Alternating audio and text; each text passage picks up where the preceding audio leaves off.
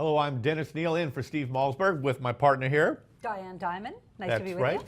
And we're talking to a variety of guests, but now we've got a real humdinger.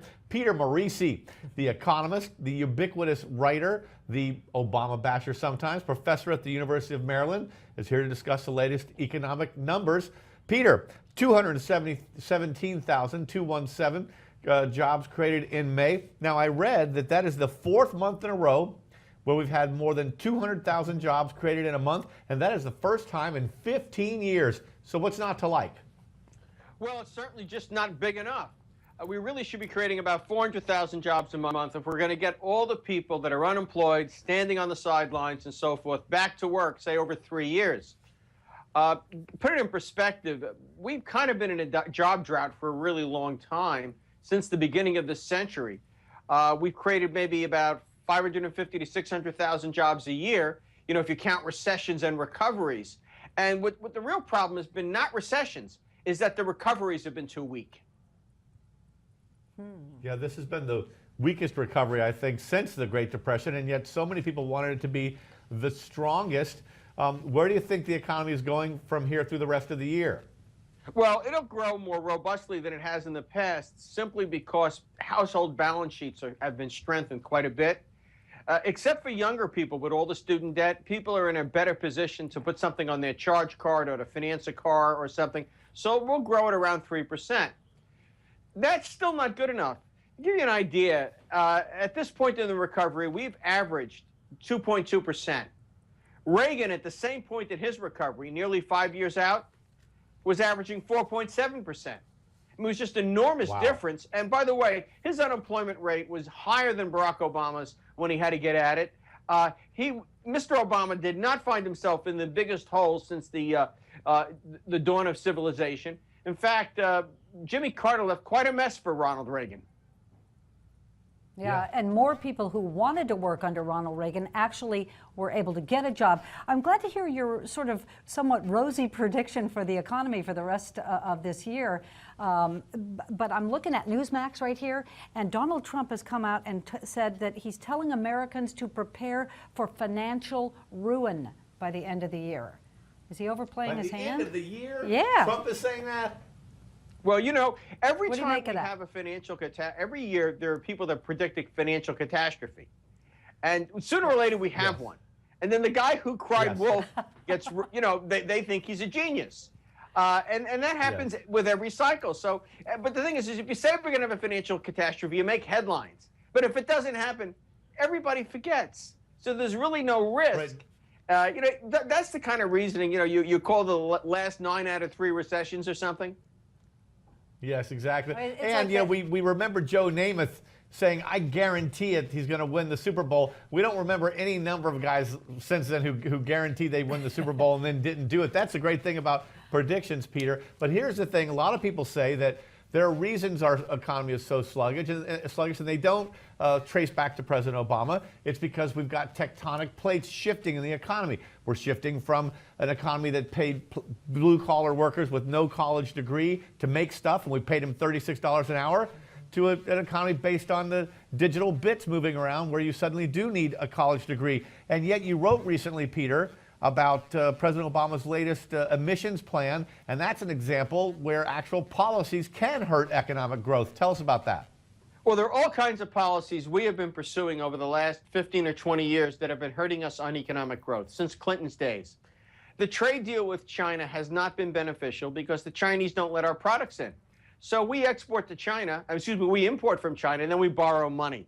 If they would buy, for example, their cars in the United States, instead of forcing General Motors to make them there with a 25% tariff, then we'd have a lot more auto workers and people in the steel industry and all the way up and down the supply chain.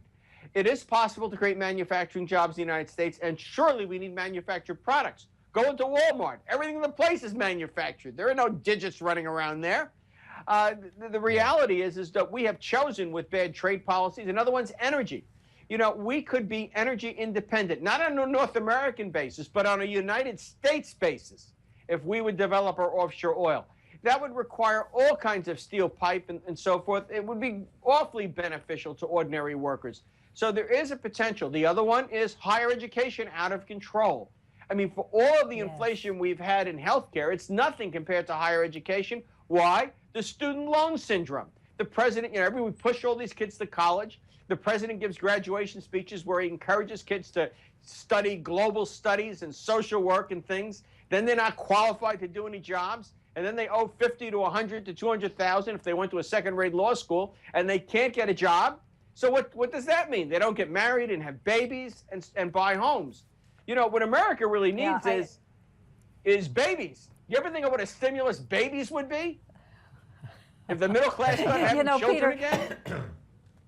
You're making me think of my daughter's art history major at NYU. I kept wondering what she was going to do with it. And by the way, she went ahead and had some babies. So, Peter, talk to the regular Joe. Talk to the regular Joe here and tell us, okay, you see the economy getting a little bit better. Where should they invest? They have a little money now. The economy is feeling better. What should they do with that extra few bucks? Well, you can always just go out and get an index fund, like from Fidelity or Vanguard or USAA with very, very low fees, and just put a little bit every month. I mean, you can afford $25 to open an account. Some of them will take $25 or $100 to start. And then every payday, automatically send them 25 bucks, and just have it withdrawn from your checking account. They'll do that for you. And over time, it'll grow. And people that have followed indexing have done pretty well. What do you tell parents with a college-age kid who says, I really want to go to Harvard, I really want to go to Brown, I really want to go to NYU, some really expensive school? How do you say no to your kids? Well, I think you have to talk to the children about, as I did, about higher education being an investment. When my son got admitted to the University of Minnesota, we're in Virginia, by the way, they have fairly gentle out-of-state tuition, unlike Virginia and Maryland. It's not very high for out-of-state students. And I said to William, William, you have to get into a school that is better than the University of Minnesota for me to pay more money. It was that simple. Yeah. The other thing you have to do is counsel your children about what they major in. My son was very good at languages, but there is absolutely no percentage in majoring in Chinese these days or French, because France has got lots of MBAs that already speak the language. Businesses don't hire people for foreign language skills. It's that simple, and it's not an enormous advantage in business. The reality is to major in something useful, like finance or engineering or something like that. If you want college, Peter, that idea of then you got to put something into it. Viewing college, that idea of viewing college as an actual investment. I'm surprised that our government, as it is insisted in taking over the college loan market, and now we've got $1 trillion in college loans outstanding, and yet our government was giving out loans to anybody who asked, checking no credit records, giving as much money as you want, never mind if you're studying 17th century French poetry instead of studying engineering. There's simply no connection to value once the government money floods in. And too often it seems like policies meant to help the disadvantaged end up hurting them. If you give some poor kid $100,000 in loans to study poetry, you're hurting the kid, not helping him when he gets out of college and he's saddled with that and he can't find a job. And the same for housing. The Obama administration just backed off of tougher standards for lending so that poor people who are bad credit risks can still get mortgages. They will then default and get kicked out of their home, and it will do more to hurt the poor than help them. Well, the financial system is at a very, very vulnerable spot.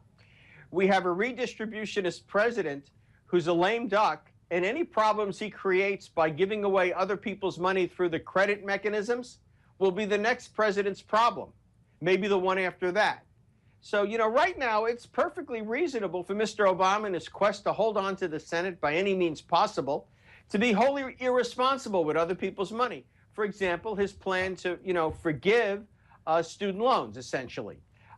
He can call it what he likes, stretching out payments and all the rest.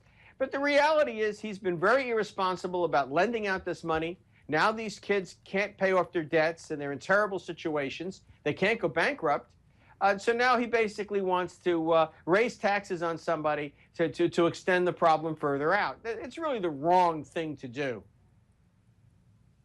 Yeah, do you have any sense, New Jersey State just realized, whoops, we have a $900 million shortfall in the taxes we had expected to collect, And they're citing in the news coverage of it the fact that there was less economic activity because our government raised taxes on capital gains. The tax increases did hurt, and they're further hurting the recovery, right? Very fast answer. Yes, they are, absolutely. The tax increases are just one reason we are growing in this century at 1.7%, whereas in the prior 20 years, we grew at double that rate. America is overtaxed. I hope we get back to that. We got to wrap you, Peter. Thank you very much for being with us today. We appreciate it. We'll talk to you later. And we're going to have the best of Malmberg. Give me 5. Stay tuned.